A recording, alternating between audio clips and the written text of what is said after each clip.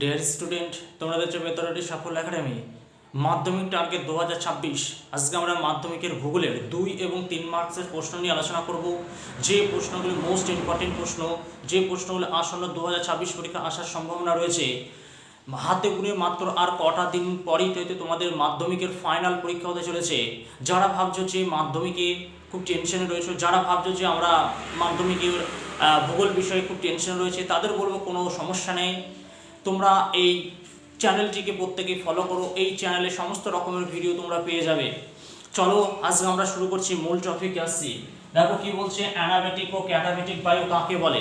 দেখো এই প্রশ্নটি 2 এবং 3 নম্বর জন্য মোস্ট ইম্পর্টেন্ট, এবং অ্যানাবেটিক এবং ক্যাটাবেটিক বায়ুর পার্থক্য এটাও কিন্তু মোস্ট ইম্পর্টেন্ট। দেখো কি বলছে, দিনের বেলায় পর্বতের ঢাল বরাবর উপরের দিকে ওঠা হালকা ও উষ্ণ বায়ুকে অ্যানাবেটিক বায়ু বলে। আর ক্যাটাবেটিক বায়ু কোনটা?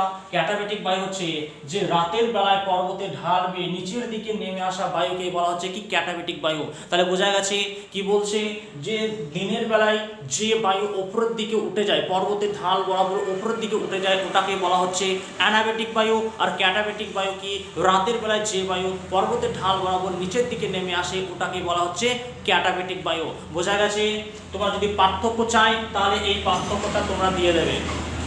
এরপর দেখো কি বলছে, গর্জনশীল চল্লিশা। এই প্রশ্নটা 2 এবং 3 নম্বরের জন্য মোস্ট ইম্পর্টেন্ট। দেখো কি বলছে, গর্জনশীল চল্লিশা নির্দিষ্ট পথে অধিক বেগে প্রবাহিত হয় বলে প্রবল পশ্চিমা বায়ু ও নামে পরিচিত।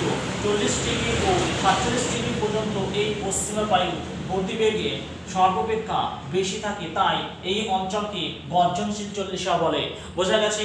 এরপর দেখো কি বলছে, আপেক্ষিক আর্দ্রতা। এই প্রশ্নটিও 2 এবং 3 নম্বরের জন্য মোস্ট ইম্পর্টেন্ট। দেখো কি বলছে, আপেক্ষিক আর্দ্রতা।